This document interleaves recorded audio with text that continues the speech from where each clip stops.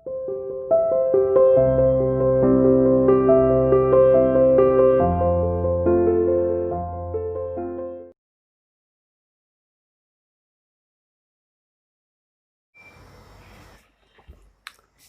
Student, welcome to CR international online classes. बेटा, हमने temperature और टेम्परेचर को इफेक्टेड करने वाले जो फैक्टर थे उनके बारे में पढ़ा था। अब हम डिस्ट्रीब्यूशंस पढ़ेंगे कि टेम्परेचर का वितरण क्या है, कि हॉरिजॉन्टल डिस्ट्रीब्यूशंस ऑफ टेम्परेचर। अब देखो, हॉरिजॉन्टल डिस्ट्रीब्यूशन ऑफ टेम्परेचर क्या होता है कि ये इस तरीके से कि हॉरिजॉन्टल डिस्ट्रीब्यूशन ऑफ टेम्परेचर है वो कैसे पाया जाता है। वर्टिकल तो होता है ये, लेकिन हॉरिजॉन्टल होता है ये। ठीक है, कि सबसे पहले तापमान के क्षैतिज वितरण का अर्थ जान लेना है, वो जरूरी है कि इसको हिंदी में हम कहते हैं हॉरिजॉन्टल को क्षैतिज वितरण। कि तापमान के क्षैतिज वितरण का अर्थ जान लेना जरूरी है कि तापमान के क्षैतिज वितरण का अर्थ है तापमान के अक्षांश रेखाएं, ये वाली जो रेखाएं, ये लेटी रेखाएं होती है, कि तापमान के अक्षांश के अनुसार वितरण से है। प्राय अक्षांश बढ़ने पर तापमान घटने लगता है। कि हॉरिजॉन्टल डिस्ट्रीब्यूशन से टेम्परेचर का मतलब यह है कि तापमान के अक्षांश के अनुसार वितरण है, कि किस अक्षांश पर कितना टेम्परेचर है वो पाया जाता है। और प्राय क्या होता है कि जैसे जैसे अक्षांश बढ़ते जाते हैं वैसे वैसे टेम्परेचर है वो घटता जाता है। क्योंकि जैसे जैसे अक्षांश बढ़ते जाते हैं वैसे वैसे सूर्य की जो किरणें होती हैं उनका जो तिरछापन है वो बढ़ता जाता है। सूर्य की किरणों का तिरछापन जैसे जैसे बढ़ता जाता है टेम्परेचर वैसे वैसे वो कम होता जाता है। तापमान को मानचित्र पर तापमान को सदा समताप रेखाओं द्वारा दर्शाया जाता है। कि मानचित्र पर जब भी टेम्परेचर को हम रिप्रेजेंट करते हैं तो हम आइसोबार्स के माध्यम से उसको रिप्रेजेंट है वो करते हैं। कि अब आता है कि आइसोबार क्या होती है, यानी समताप में समान तापमान वाले स्थानों को मिलाने वाली रेखाओं को समताप रेखाएं हैं वो कहा जाता है। कि समताप रेखा वह कल्पित रेखा है। कल्पित, ये एक्चुअली में परमानेंट लाइनें नहीं होती, ये सिर्फ एक काल्पनिक रेखाएं होती हैं। कि समताप रेखा वह कल्पित रेखा है जो समान तापमान वाले स्थानों को मिलाती है। कि समताप रेखा है वह कल्पित रेखा है जो इक्वल टेम्परेचर वाले स्थानों को मिलाती है। जैसे कि हम देखते हैं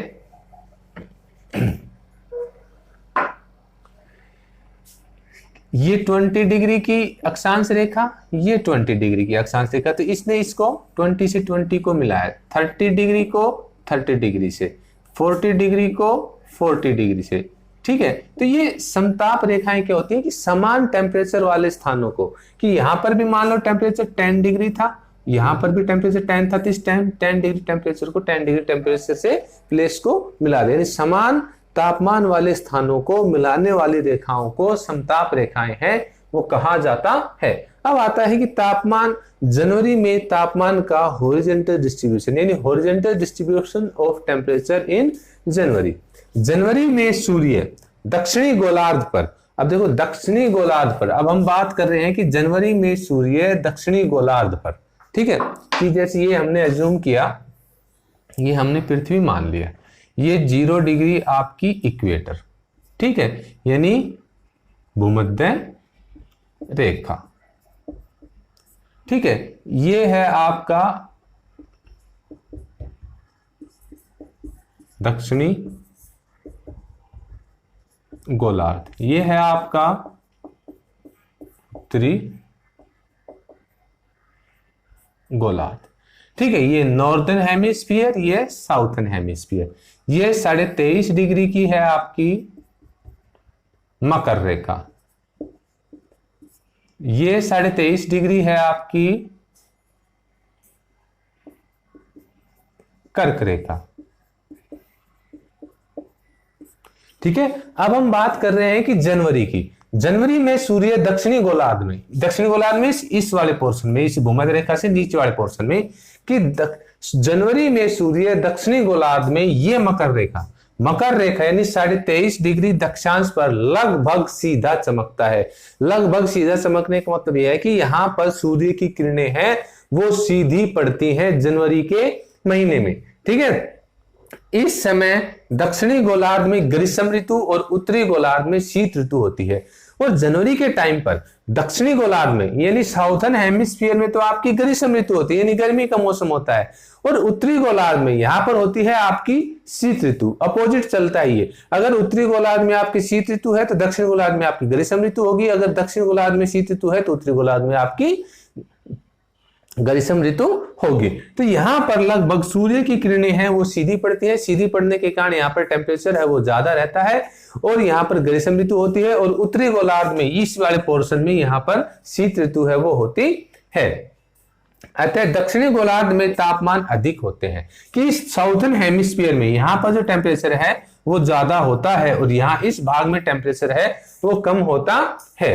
आमतौर पर तापमान पर अक्षांश के प्रभाव को आमतौर पर तापमान पर अक्षांश के प्रभाव को मानचित्र पर साफ साफ देखा जा सकता है। अब हम बात करते हैं कि टेम्परेचर की तापमान के प्रभाव की मानचित्र पर अक्षांश के अनुसार। जैसे मैंने आपको पहले भी बताया था कि ये हमने अज्यूम किया है ये पृथ्वी, ये 0 डिग्री इक्वेटर। तो क्या होता है कि ये 23.5 डिग्री की कर्क रेखा, ठीक है, ये 23.5 डिग्री आपकी मकर रेखा। इस जोन को तो कहते हैं उष्ण कटिबंध जोन। यहाँ पर तो सूर्य की किरणें वो सीधी पड़ती हैं, लेकिन जैसे जैसे अक्षांश बढ़ते जाते हैं 90 डिग्री नॉर्थ 90 डिग्री साउथ, लेकिन जैसे जैसे ऊपर की तरफ अक्षांश बढ़ते जाएंगे, अक्षांश बढ़ने से सूर्य की किरणों का जो तिरछापन है वो बढ़ता जाता है। सूर्य की किरणों का तिरछापन बढ़ता जाता है तो टेम्परेचर है वो कम प्राप्त होता है। अब बात यही हो रही है कि आमतौर पर तापमान पर अक्षांश के प्रभाव को मानचित्र पर साफ साफ देखा जा सकता है, क्योंकि समताप रेखाएं अक्षांश रेखाओं के समानांतर पाई जाती हैं।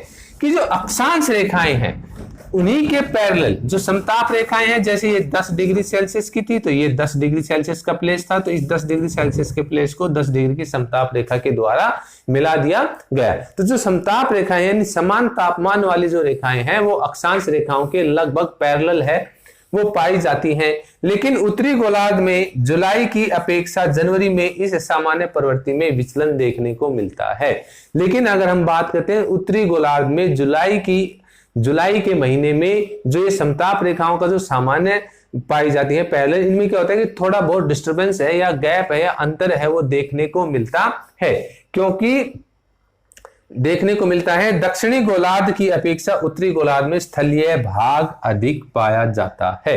अब इसका रीजन क्या है कि जो अंतर है वो देखने को मिलता है? इसका कारण ये है कि ये जो आपका नॉर्दर्न हेमिस्फीयर है कि नॉर्दर्न हेमिस्फीयर में लैंड पार्ट है वो ज्यादा पाया जाता है और दक्षिणी गोलार्ध में जलीय भाग है वो ज्यादा पाया जाता है। तो उत्तरी गोलार्ध में स्थलीय भाग ज्यादा पाया जाने के कारण वो जल्दी गर्म हो जाता है और जल्दी ही ठंडा है वो हो जाता है। इसके विपरीत दक्षिणी गोलार्ध में स्थलीय भाग ज्यादा पाए जाने के कारण वो देर से तो गर्म होता है और देर से ही ठंडा है वो होता है। इसलिए भूसैंती और समुद्री धाराओं का असर यहाँ स्पष्ट नजर आता है। इसलिए भूसैंती और जो समुद्री धाराओं का जो अंतर होता है वो यहाँ पर स्पष्ट नजर आता है। उत्तरी अटलांटिक, अब उत्तरी अटलांटिक ये ऊपर आपका नॉर्थ अमेरिका, ये साउथ अमेरिका, ये बीच का जो एस शेप बनता है ये आपका यूरोप, एशिया, अफ्रीका, ऑस्ट्रेलिया, ठीक है। जो एस शेप का ये महासागर बनेगा इसको कहते हैं अटलांटिक महासागर। उत्तरी अटलांटिक में 0 डिग्री से ऊपर वाला नॉर्दर्न, ठीक है। उत्तरी अटलांटिक महासागर में समताप रेखाएं उत्तर की ओर तथा महाद्वीपों पर दक्षिण की ओर विचलित हो रही हैं। कि उत्तरी अटलांटिक महासागर में जो समताप रेखाएं हैं वो तो उत्तर की तरफ, ठीक है, और महाद्वीपों पर दक्षिण की तरफ विचलित है वो हो रही हैं।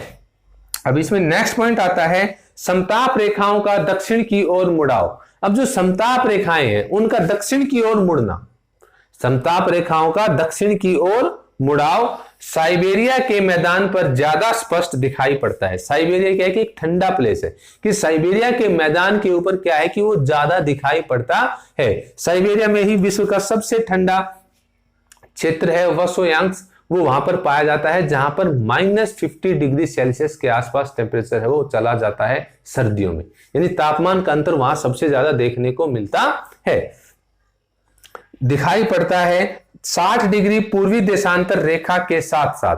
अब 60 डिग्री यानी 60 डिग्री की ईस्ट जो देशांतर रेखा है, 60 डिग्री की पूर्वी देशांतर यानी 60 डिग्री ईस्ट लॉन्गिट्यूड लाइन के साथ साथ 80 डिग्री उत्तरी व 50 डिग्री नॉर्थ, यानी 80 डिग्री नॉर्थ और 50 डिग्री नॉर्थ दोनों ही अक्षांश रेखाओं पर तापमान -20 डिग्री सेल्सियस है वो पाया जाता है। कि 80 डिग्री नॉर्थ एंड व 80 degree north and 50 degree north के ऊपर जो टेम्परेचर है वो -20 डिग्री सेल्सियस है वो पाया जाता है।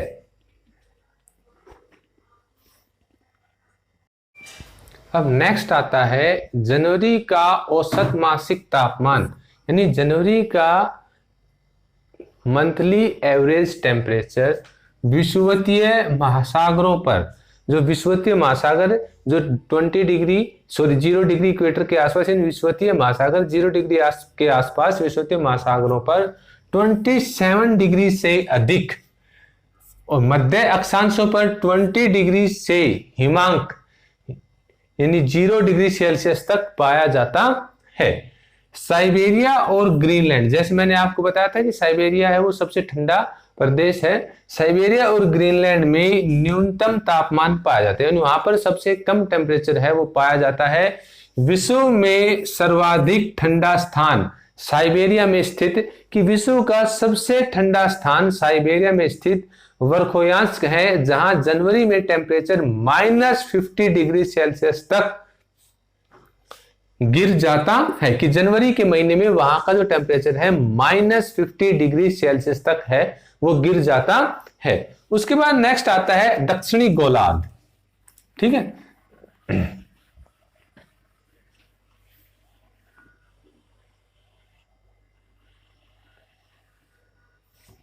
हम बात कर रहे हैं दक्षिणी गोलार्ध की, यानी इस वाले जोन की, ठीक है। ये है आपका दक्षिणी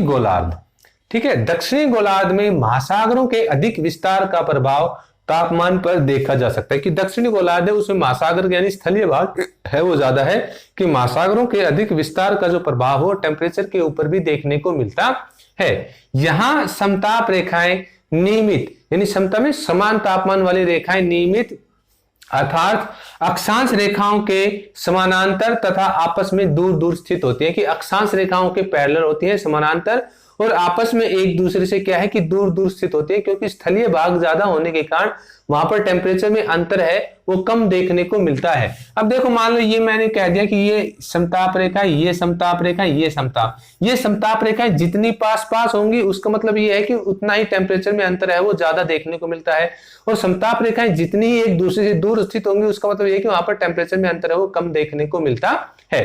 तो स्थलीय भाग में समताप रेखाएं नियमित अर्थात अक्षांशों के समानांतर और एक दूसरे से दूर दूर आपस में दूर दूर स्थित होती हैं। इसका मतलब यह है कि वहां पर स्थलीय भाग ज्यादा होने के कारण टेम्परेचर में ज्यादा अंतर है वो देखने को नहीं मिलता, टेम्परेचर है वो एक समान सा रहता है। जुलाई के तापमान का क्षैतिज वितरण, जुलाई में सूर्य, अब जुलाई में सूर्य उत्तरी गोलार्ध में स्थित कर्क रेखा पर, अब ये 23.5 डिग्री की कर्क रेखा हो गई आपकी, ठीक है, और ये 23.5 डिग्री की आपकी मकर रेखा। कि जुलाई के माह में उत्तरी गोलार्ध में सूर्य कर्क रेखा यानी 23.5 डिग्री उत्तर कर्क रेखा के ऊपर लगभग सीधा चमकता है। इस समय उत्तरी गोलार्ध में ग्रीष्म ऋतु और दक्षिणी गोलार्ध में शीत ऋतु है वो होती है। कि हमेशा देखिए उल्टा चलता है, जब दक्षिणी गोलार्ध में आपकी शीत ऋतु है तो उत्तरी गोलार्ध में आपकी ग्रीष्म ऋतु है, जब दक्षिणी गोलार्ध में आपकी ग्रीष्म ऋतु है तो उत्तरी गोलार्ध में आपकी शीत ऋतु है, ये उल्टा चलता है हमेशा, ठीक है। इनमें तो इस समय यहां पर जब सूर्य सीधा चमकता है कर्क रेखा के ऊपर उत्तरी गोलार्ध में, तो यहां पर तो आपकी ग्रीष्म ऋतु होती है और दक्षिणी गोलार्ध में आपकी शीत ऋतु है वो होती है। समताप रेखाएं प्राय अक्षांशों के समानांतर चलती है, और जो समताप रेखाएं वो क्या होती है कि पर्टिकुलरली या नॉर्मली रूप से क्या होते हैं कि अक्षांश जो लैटिट्यूड लाइंस होती हैं उनके पैरेलल है वो चलती है। विषुवत रेखीय महासागरों पर तापमान 27 डिग्री से अधिक होता है। विषुवत रेखीय में 0 डिग्री इक्वेटर के आसपास यहां पर का जो टेम्परेचर होता है महासागरों के ऊपर वो 27 डिग्री सेल्सियस से अधिक होता है। एशिया के उपोष्ण कटिबंध स्थलीय भागों में 30 डिग्री उत्तरी अक्षांश के आसपास तापमान 30 डिग्री सेल्सियस से अधिक पाया जाता है कि एशिया के उपोष्ण कटिबंधीय प्रदेशों में जो टेम्परेचर है वो 30 डिग्री अक्षांश के आसपास 30 डिग्री सेल्सियस से अधिक टेम्परेचर है वो पाया जाता है। 40 डिग्री उत्तरी व 40 डिग्री दक्षिणी अक्षांश रेखाओं पर तापमान 10 डिग्री सेल्सियस दर्ज किया गया है कि 40 डिग्री। अभी देखो नीचे की तरफ आएंगी तो ये नॉर्दर्न हेमिस्फीयर, तो ये नॉर्थ यानी दक्षिणी हो जाएगा। ऊपर की तरफ जाएंगी तो उत्तर, ये एस होगा और ये एन होगा कि ऊपर की तरफ जैसे ही अक्षांश रेखाएं जाएंगी उनके साथ एन जो है वो लिखा जाएगा लास्ट में, उनके दक्षिण की तरफ आएंगे तो उनके साथ है वो एस लिखा जाएगा। तो 40 डिग्री उत्तरी अक्षांश और 40 डिग्री दक्षिणी अक्षांश रेखाओं के पर जो टेम्परेचर है वो 10 डिग्री सेल्सियस के आसपास दर्ज किया जाता है, 10 डिग्री सेल्सियस है वो दर्ज किया गया है। तो ये था टेम्परेचर का horizontal distribution of temperature in July and month. अब जुलाई एंड जनवरी, देखो अब ये क्या होता है, जुलाई और जनवरी, इसलिए साल के 2 महीने हैं वो एवरेज टेम्परेचर निकालने के लिए एवरली इन्हीं 2 मंथ को इसलिए चुना जाता है क्योंकि किसी भी चीज को अधिकतम गर्म होने में थोड़ा टाइम लगता है और उसको ठंडा होने में भी टाइम लगता है। तो जून का महीना होता है वो सबसे गर्म महीना होता है, तो जून के महीने में बिल्कुल पीक पर चल जाता है, गर्म होता होता लास्ट तक जुलाई के मंथ को है वो काउंट किया जाता है कि अधिकतम टेम्परेचर जुलाई में कितना था। और ठीक है, क्योंकि वो गर्म होने में उसको टाइम लगता है, जून में तो गर्म होता है। और ऐसे ही जनवरी का महीना, दिसंबर का महीना वो ठंडा होता है लेकिन धीरे धीरे ठंडा होता है, तो जुलाई जनवरी के महीने को काउंट किया जाता है कि वहां पर न्यूनतम टेम्परेचर है वो कितना है। इसलिए जब हम ईयरली टेम्परेचर डिस्ट्रीब्यूशंस की बात करते हैं तो अधिकतम टेम्परेचर के लिए हम जुलाई मंथ को लेते हैं और न्यूनतम टेम्परेचर के लिए हम जनवरी के मंथ को काउंट करते हैं।